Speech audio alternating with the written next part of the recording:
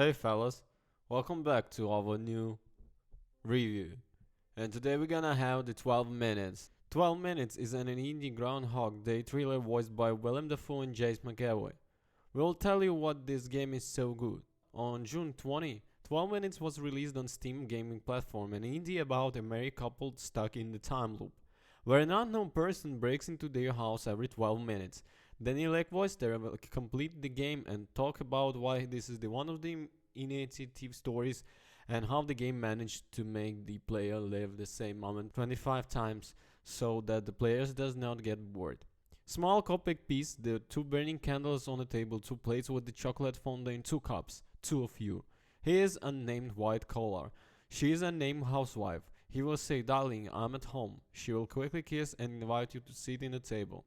In 12 minutes everything will be repeated. You will open the door of a small compact pies. Two burning candles on the table, two plates of the chocolate fondant, two of you. I'll say, well, you get an idea. The fact is very 12 minutes is and the main postman will knock on your house. He will interrogate you. We play as a man. Wife about some pocket watch, but she doesn't know anything like that. In the end, the cop kills everyone. The cycle repeats. You're stuck in a time loop and it seems that you only know about its existence. In your next class of a police officer, he will accuse your wife of killing her father. The truth about her past will act like a fly in the ointment.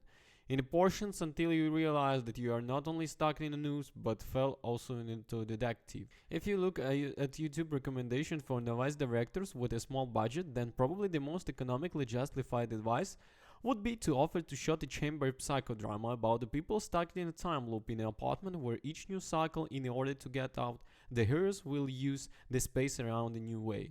Everything is more innovative and innovative. The pros are the same. The scenario for handling them is always different.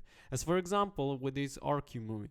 In 12 minutes everything is exactly the same. About 20-25 times you will search the apartment in the search of items to stop an unwanted cop. There is a hidden telephone in the closet, a knife by in the sink, and the electrical wiring in the bedroom. To be honest, this game you have two enemies at once. It is important to outwit not only Unweltgeist but also the one who lives in the apartment. You need to go through the wife's drawer, look through her photographs, ask annoying questions about her past, and is it true that her father died of the heart attack, as she said all 8 years together life? There are no more than 20 initiable objects in the game, but the combination of their use can be multiplied at times.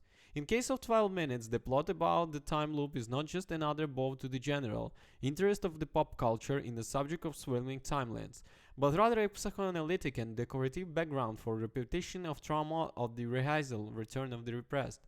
The closest thing of the game is the almost David Lynch horror Coco di Coda, about a married couple giving for their decreased daughter and deciding to forget about mournful thoughts on the hike, but caught in a time loop with a wandering circus of freaks.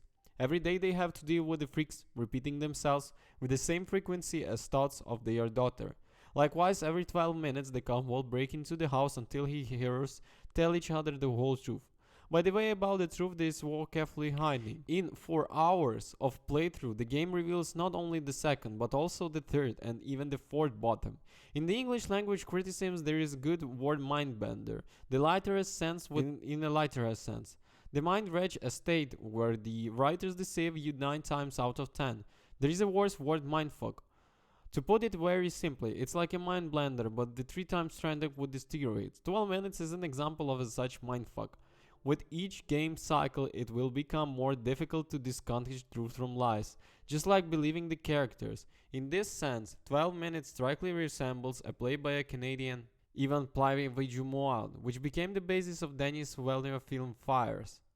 Two heroes who had been long familiar with each other to find out destructive truth about each other and do not know what live within. The similarity in the other both structurally and formally. 12 minutes resembles a play, each time loop is like an act. The intimacy of two-room apartment as a decoration exclusively colloquial. For those who miss the capaciously wheeled dialogues, the narration by the way the characters are voiced by James McAvoy, Daisy Rain and Willem Dafoe. You can take the liberty without even being an art critic. Video gamers as a genre have absorbed much more than all contemporary art. Big literature, cinema, music, graphic novels, participation in a performance. It's also fair to say that there is too little theater in the games. Only Kentucky Road Zero comes to the mind. 12 Minutes features that. It's a collective play by the formidable Martin McDonald, Martin Ravenhill, and Harold Pintek, stuck in a time loop in a bar somewhere off the outskirts of the world. What else to add? The game industry has once again proved that it can do anything. Don't forget to comment and subscribe. Peace.